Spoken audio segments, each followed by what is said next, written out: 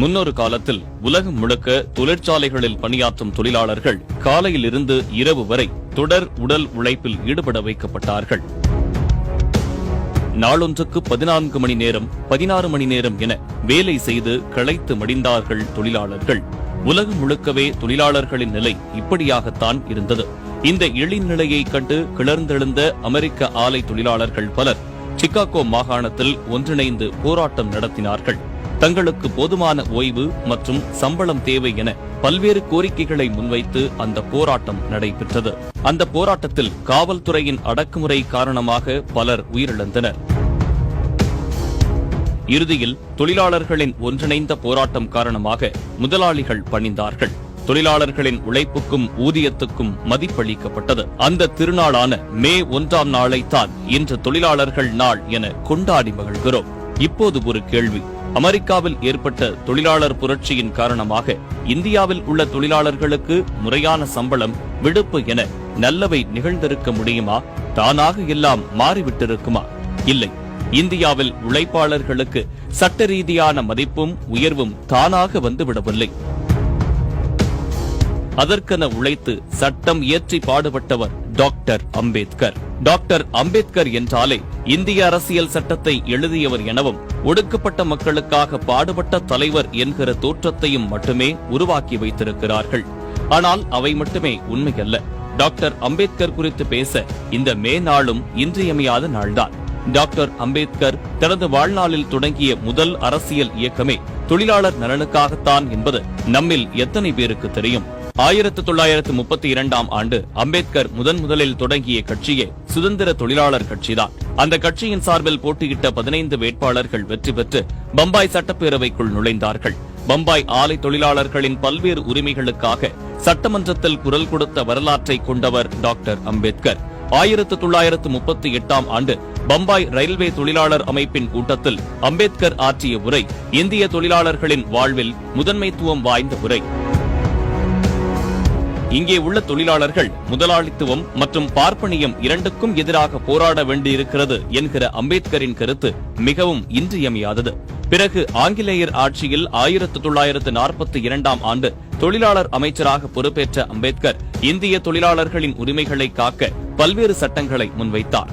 அவர் முன்னெடுத்த தொழிலாளர் முத்தரப்பு மாநாட்டின் மூலம் அனைத்து தொழிலாளர்களின் கோரிக்கைகள், சிக்கல்கள் என்னவென்று கேட்டறியப்பட சிறந்த வாய்ப்பாக அமைந்தது. உலக நாடுகளில் இப்படியான முத்தரப்பு மாநாடு வேறெங்கும் வெற்றிகரமாக நடைபெற்றதில்லை. அம்பேத்கர் அதை சாதித்து காட்டினார். பல்வேறு நாடுகளின் தொழிற்சங்க தலைவர்கள் பலரும் அம்பேத்கரின் இந்த சாதனையை பாராட்டியுள்ளார்கள். 1945ஆம் ஆண்டு டெல்லியில் நடைபெற்ற இந்திய தொழிலாளர் மாநாட்டின் 7வது கூட்டத்தொடரில் மிக முக்கியமான சட்டத்தை நிறைவேற்றினார் அம்பேத்கர். தொழிலாளர்களுக்கு குறைந்த நேர வேலை என்கிற மிக இன்றியமையாத சட்டம் அது. இந்த சட்டம் மூலமாக முதலாளிகளுக்கு ஏற்படவிருந்த இழப்பையும் மிக திறமையாக சமாளித்தார் டாக்டர் அம்பேத்கர்.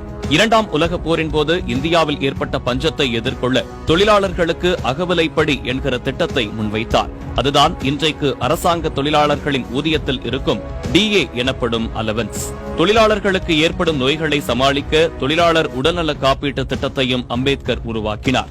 இந்தியா முழுவதும் உள்ள தொழிலாளர்கள் குறித்த புள்ளி விவரங்களை சேகரித்து அவர்களுக்கேற்ற வகையில் பல்வேறு தொகையை ஒதுக்கீடு செய்யவும் வகை செய்தார். இந்திய புள்ளி விவர சட்டம் என்கிற அந்த சட்டத்தின் மூலம்தான் இந்திய தொழிலாளர்களின் கூலி, கடன், வீட்டு வசதி தேவைகள் உள்ளிட்ட பல்வேறு தகவல்கள் சேகரிக்கப்பட்டு தேவைகள் தீர்க்கப்பட்டன. தொழிலாளர்களின் சிக்னஸ் இன்சூரன்ஸ் என்கிற மருத்துவ காப்பீட்டு திட்டத்தை கொண்டு வந்ததும் டாக்டர் அம்பேத்கர் தான். இத்திட்டத்தின் மூலமாக தொழிலாளர்களின் உடல்நல பாதிப்புகளுக்கு தேவைப்படும் செலவை முதலாளிகளே ஏற்க வேண்டும் என வலியுறுத்தப்பட்டது.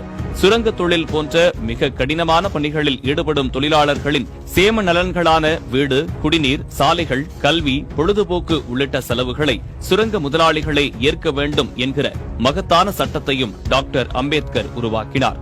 இவை தவிர மாநில தொழிலாளர் காப்பீட்டு திட்டம், அதாவது ESI என்கிற திட்டம் ஆசிய நாடுகளிலேயே இந்தியாவில்தான் முதலாக அம்பேத்கரால் கொண்டு வரப்பட்டது. இது மட்டுமல்லாமல் இன்றைக்கு PF என கூறப்படும் வைப்பு நிதி திட்டம் மூலம் லட்சக்கணக்கான அரசு, தனியார் ஊழியர்கள் பயன்பெற்று வருவது அம்பேத்கர் மேற்கொண்ட நடவடிக்கையால்தான். இந்தியாவில் வேலைவாய்ப்பு அலுவலகம் அமைத்து ஆயிரக்கணக்கான இளைஞர்கள் வேலைவாய்ப்பு பெறும் திட்டத்தை ஏற்படுத்தியவரும் அம்பேத்கர் தான். பெண்கள் குழந்தை தொழிலாளர்கள் நல சட்டங்கள் மூலமாக அனைத்து பெண்கள் மற்றும் குழந்தை தொழிலாளர்களின் பாதுகாப்பு, நல்வாழ்வு, ஓய்வு, பணி நேரம், இரவில் வேலை செய்யக்கூடாது என்கிற பல்வேறு நலன்களை சட்டமாக இயற்றி தந்தார். குறிப்பாக பெண் தொழிலாளர்கள் தங்கள் மகப்பேறு காலங்களின் போது சம்பளத்துடன் கூடிய விடுப்பு எடுத்துக் கொள்ளலாம் என்கிற மெட்டர்னிட்டி லீவ் முறையை சட்டமாக்கினார். டாக்டர் அம்பேத்கர் கொண்டு வந்த இந்த மகத்தான சட்டத்தின் மூலமாகத்தான் இந்தியாவில் வேலைக்கு செல்லும் பெண்கள் அனைவரும் இன்றைக்கு பயனடைந்து கொண்டிருக்கிறார்கள். இவை மட்டுமல்லாது இந்திய தொழிலாளர்கள் நலன்களுக்காக பல்வேறு சட்டங்களை கொண்டு வந்தவர் டாக்டர் அம்பேத்கர். இந்த சட்டங்கள் அனைத்தையும் ஒரே நாளில் மிக எளிமையாக ஏதோ ஒரு மாயாஜாலத்தில் கொண்டு வந்துவிடவில்லை. இதற்காக அவர் பட்ட பாடுகள், துயரங்கள் சொல்லி மாளாதவை. இந்திய முதலாளிகள், சாதி ஆதிக்கத்தினர், அதிகார வர்க்கத்தினர், ஆணாதிக்கவாதிகள், இன்னும் பல அடிப்படைவாதிகள் என பல்வேறு தரப்பின் தடைகள், எதிர்ப்புகள், கண்டனங்கள், வசைகள், அவதூறுகள், சாபங்கள் எல்லாவற்றையும் எதிர்கொண்டுதான் இந்த சட்டங்களை எல்லாம் நடைமுறைக்கு கொண்டு வந்தார். இவ்வாறு தன் வாழ்நாள் முழுவதும் சாதி மத வித்தியாசமின்றி இந்திய தொழிலாளர்கள் அனைவரின் நலன்களுக்காகவும் உரிமைகளுக்காகவும் பாடுபட்ட ஒரு மகத்தான மனிதரைத்தான் அவரது அருமை அறியாமல் இன்னும் சிலர் சிறுமைப்படுத்திக் கொண்டிருக்கிறார்கள்.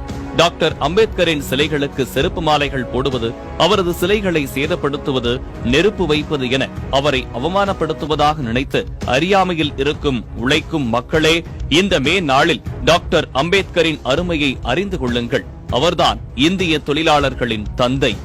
வி நியூஸ் 27 செய்திகளுக்காக திருவாசகம்.